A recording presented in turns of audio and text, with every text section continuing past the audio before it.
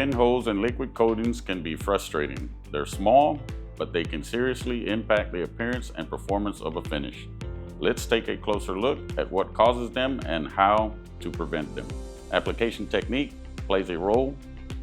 Air entrapment during airless or airless spraying can lead to pinholes. If the reducer evaporates too fast in warm weather, it can also cause issues. If the coating is applied while foamed from excessive agitation, trapped gases can form voids. And if the forced dry oven is running too hot, it can accelerate solvent releases, causing bubbling before the film has a chance to level out. Here's how to fix it. Maintain your spray equipment by cleaning separators and filters regularly. Adjust your spray settings by lowering atomizing air pressure and increasing fluid pressure.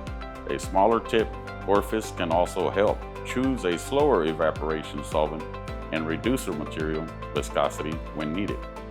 Always clean the surface thoroughly. Mix water-based coatings thoroughly without creating foam. Allow proper flash times before force drying or reducing oven temperatures to solve solvent releases. For powder coating, pinholes are often caused by outgassing when trapped air or moisture escapes from the porous substrates during curing. To prevent this, preheat galvanized or cast parts before applying powder to release trapped gases early. Use powder coatings formulated to resist outgassing on porous metals or casting.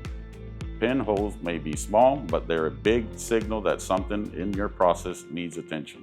Whether you're working with liquid or powder coatings, understanding the cause and applying the right solutions helps you finish faster and more reliably.